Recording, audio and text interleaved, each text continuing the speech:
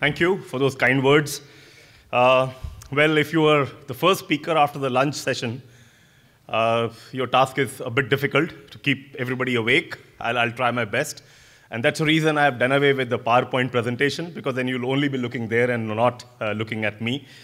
And the second unfortunate part is that if you are among the last speakers of the day, among the Indian contingent, then you get a feeling that whatever you wanted to convey has already been conveyed, you know. So I'll not repeat many of those things, and therefore, perhaps out of 30 minutes allotted to me, I'll try to manage within 20. Yeah, she looks delighted, absolutely. And so greetings from 1.2 billion people of India. That's what I bring for you. Out of 1.2 billion people India has, our workforce itself is close to 500 million, you know, as huge a workforce. This is the world's youngest workforce, with the median age of workers being 26 years. And almost half of them are less than 30 years of age. You know, and this workforce of 500 million people that we have in India today, that's going to explode to almost 800 million by the year 2026, based on some projections which have been done, provided our economy keeps on growing the way it was growing has been growing in the last 4 or 5 years. This last year was an aberration, though, to some extent, you know. So where does this 500 million aspirational target for skilling Indians in next 10 years' time came from? It actually came from the organization I represent here, the Confederation of Indian Industry, CII.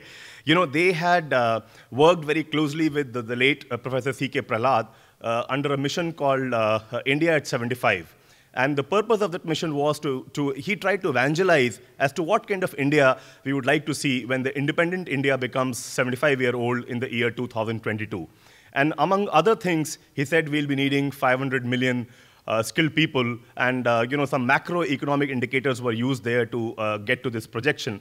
And this figure of 500 million skilling target was later accepted by the Prime Minister of India, you know, and which endorsed the government acceptance of that target, you know.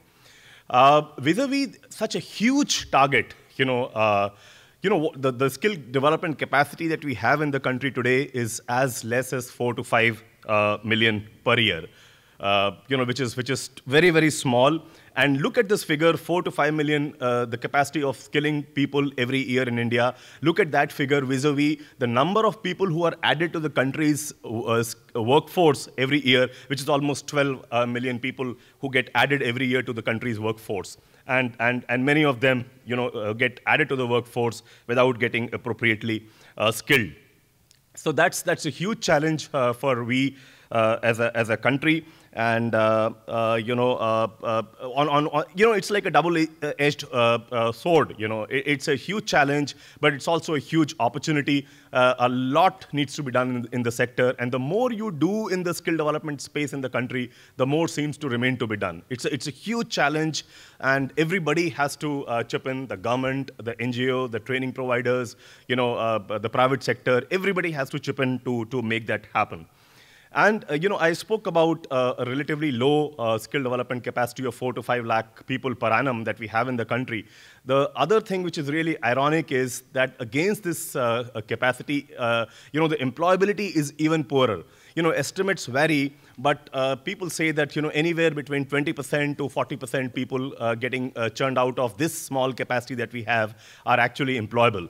And against such a low employability, almost 50% of the pass-outs of the system actually get jobs, for no fault of them, just because there are too many jobs chasing very few skilled people available.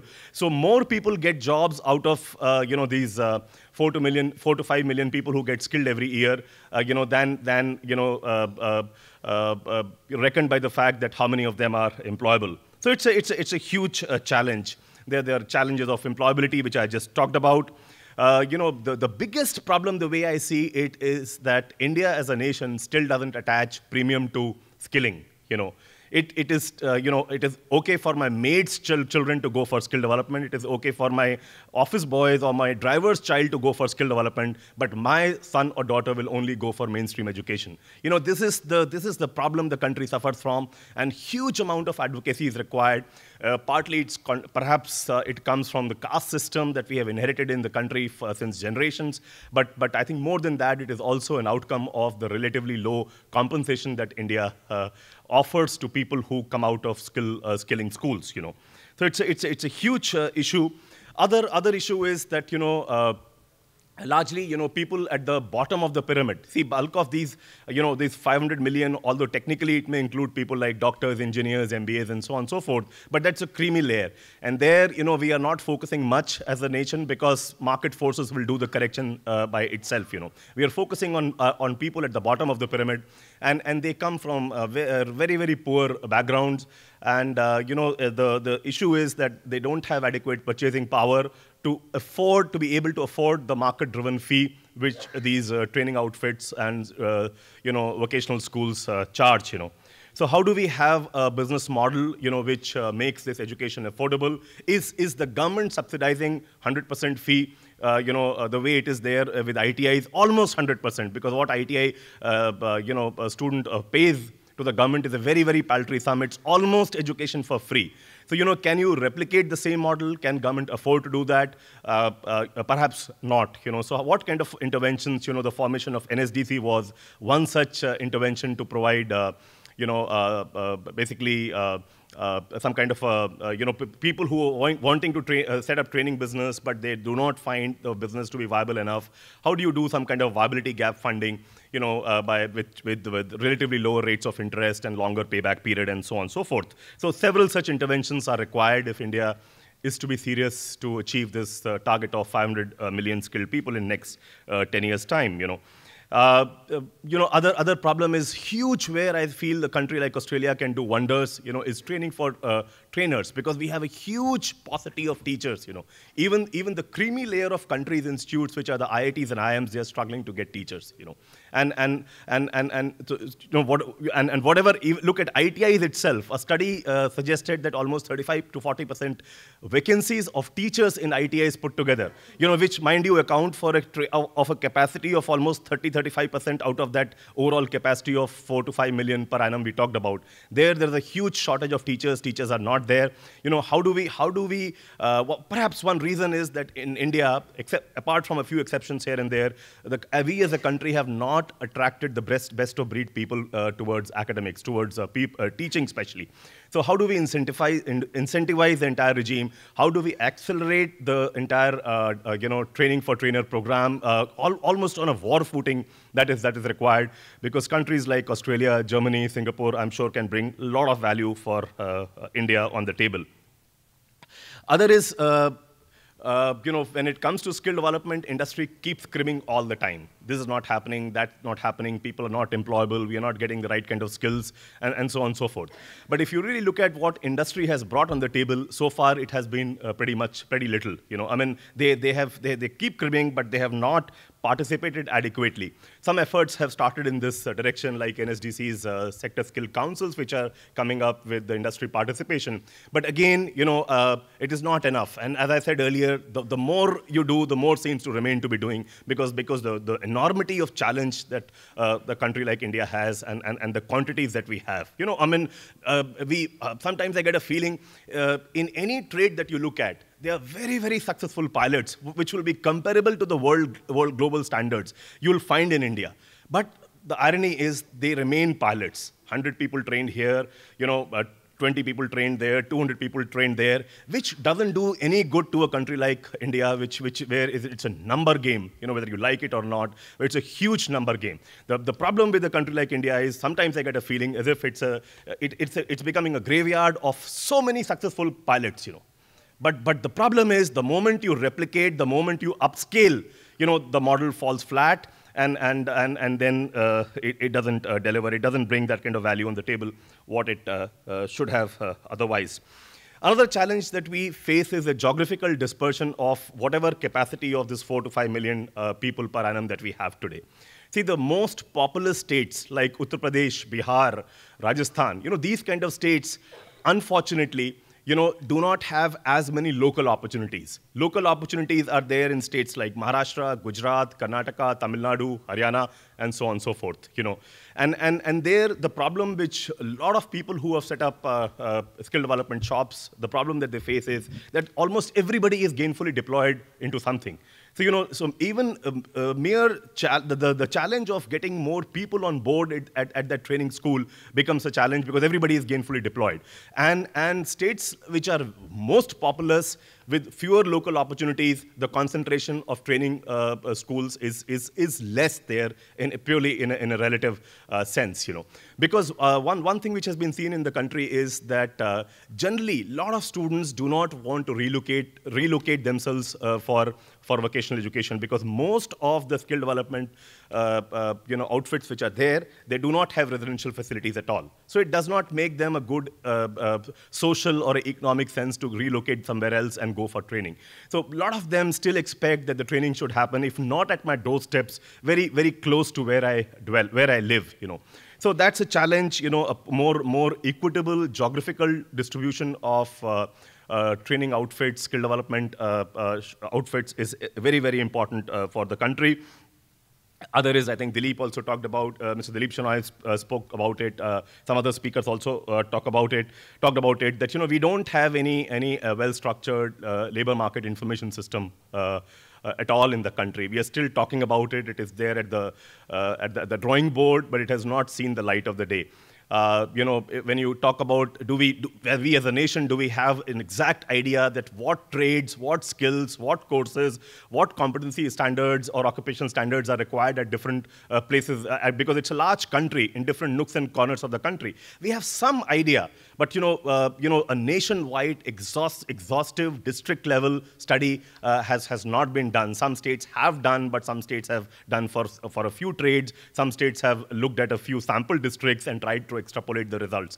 But a very exhaustive database we don't have in terms of what skills need to be taught, at every nook and corner of the country. We are doing lots of studies and we are getting there. But still there is a long way to go. And clearly there is a need to focus on states which has a lot of people but relatively lower opportunities. That's extremely important. I talked about the country, we as a country not attaching enough premium to skills. It's also, one reason is that the moment you do an ITI program or any any skill development course you do, that is supposed to be almost the end of the road for my career, I'll go for ITI and nothing else I can achieve in life because there's no progression available beyond ITIs. In most of the states, it's largely a state subject. There is no progression available. If I become a polytechnic student, in most states, even today, there are a lot of roadblocks to become a BTech engineer, a degree holder engineer. So this, India as a country is evolving this national vocational education qualification framework or a skill qualification framework, where one is trying to ensure that there is a vertical mobility in the mainstream education, as well as adequate vertical mobility in the skill development space, and also there is a horizontal mobility between one stream to the other.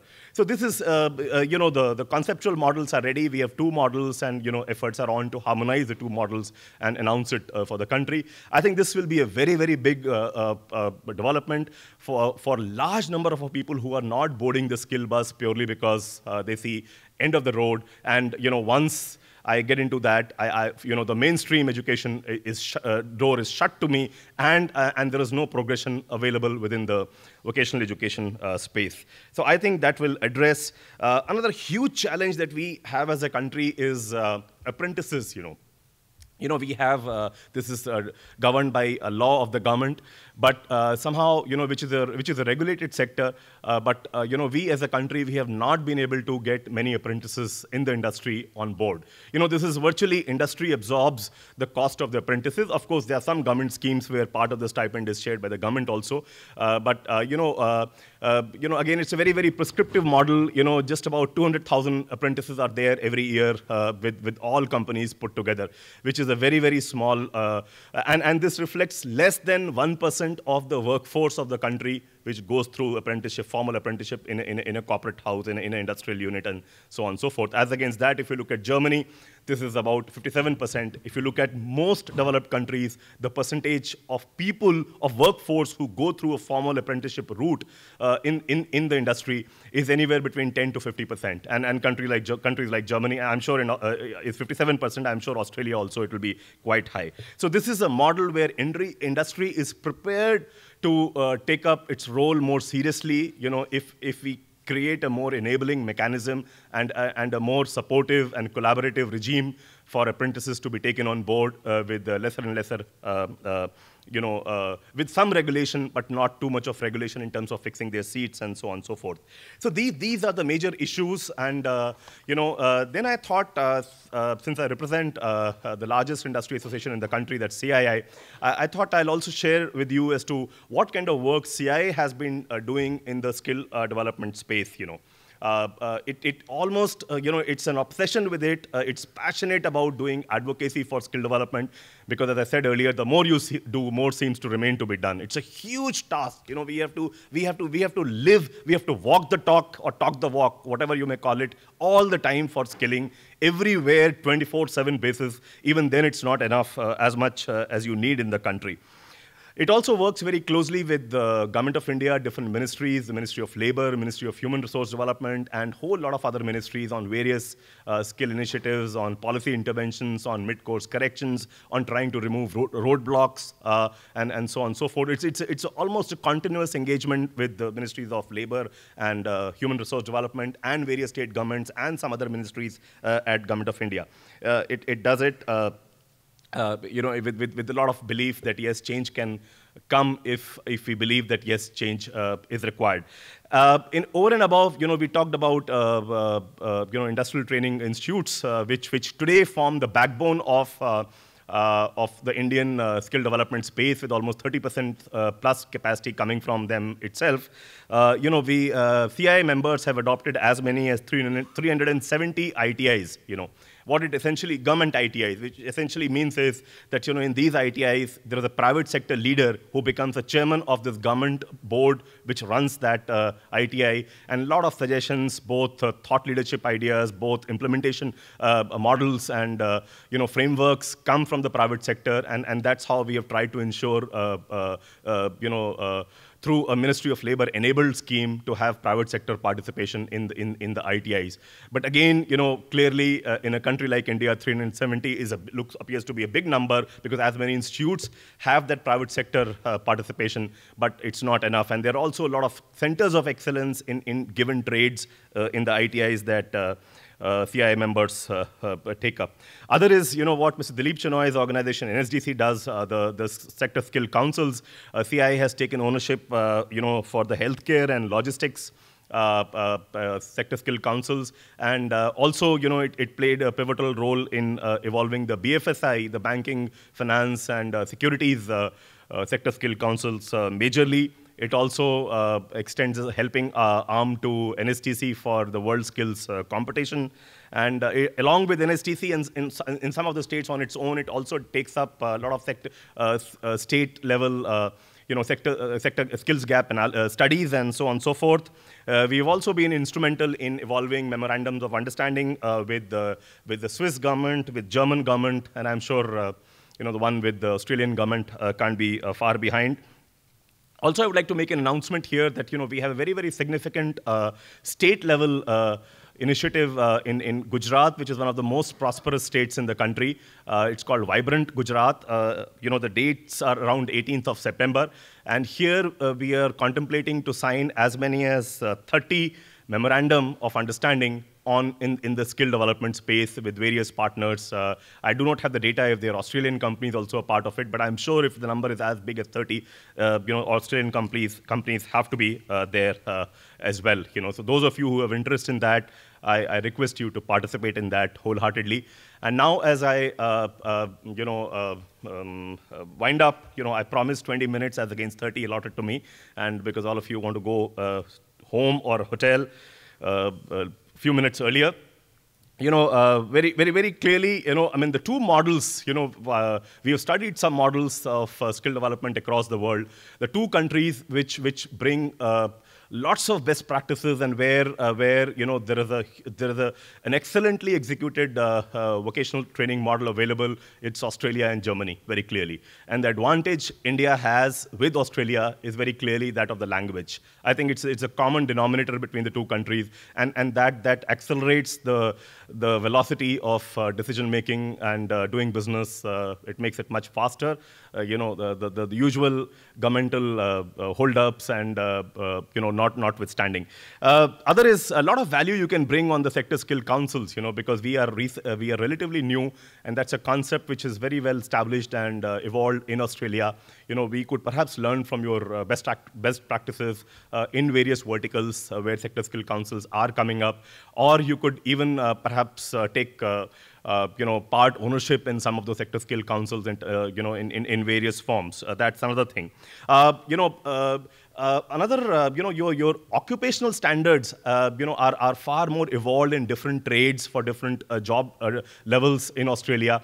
That's one area, again, India can learn quite a lot in that space, and sector skill councils are setting up occupational standards, but I'm sure some know-how flowing from Australia, leveraging your experiences, could make the process much more faster.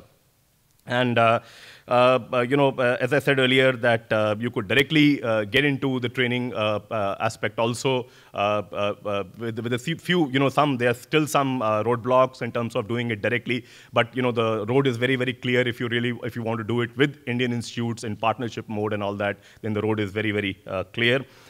Training for trainers, it's a huge, I fundamentally believe if out of 10 things I'm talking about, if one area where Australia as a country can bring huge amount of value on the table for Indians, it is training for trainers, because that will have a huge multiplier effect down the line in terms of the quality of education which is imparted, which has a direct correlation with the employability of the students getting churned out of from the skill development space in the country. Perhaps labor market information system. Again, you at least have a system in place. It may not be a perfect system, but you're definitely, you could consult or maybe associate with the government of India or for evolution of this framework, which is extremely important. Even our the qualification framework are at a stage where a lot of knowledge inputs, a lot of experience sharing from Australia would be hugely welcome. But last though not the least, I would like to reiterate the fundamental difference that yours, as somebody said, I don't recall who, that yours is a low price, high price, low volume game. Our regime in skill development space is just the opposite. We are a low price, very, very low price, if not zero price, and and a very high volume game. So you'll have to tweak that model, because if you'll try to retrofit what you have here without tweaking the model adequately, it will boomerang. It will not fly, and you'll never be able to achieve the kind of volumes which India has embarked upon itself. So these are the key messages that I wanted to transmit, and I'm sure there are lots of opportunities, because anything that you look at in the country, yes, there are problems, but the size itself gives you huge amount of opportunities, and in this space, I wonder if any country can match the kind of opportunities which India can offer to Australia and Australian firms. No country can match as much as India can offer. There will be roadblocks. There will be, as some presenters said earlier, you need to have patience. Patience is the name of the game. There may not be too many low-hanging fruits, but if you have a long-term horizon, I'm sure you could gain quite a lot by partnering with India in the skill development space. Thank you very much. Thank you very much indeed, Jayant. Just before you go, because I was just too intrigued by the business of establishing new prestige to try to overcome this problem with the image of skills development. Can you give us any models? Are there champions coming through that are changing this, who are changing this in any way? Like, have you got any, can you provide us with any examples of where you can see that altering at all? And does that, for us to hear about, Australians? It's a huge task, a huge battle. It's an ongoing odyssey. But some examples, for example, we as a country, we are looking at some, communication strategies. How do you reach out? For example, I think Mr. Dilip Shenoy will be a better person to speak on this. For example, the person who made the bat with which Sachin Tendulkar plays cricket. Highlight that person and make him the real hero. Have skill idol competitions. Where local skills, are promoted. Basically Miss World, the former Miss World, Aishwarya Rai. Who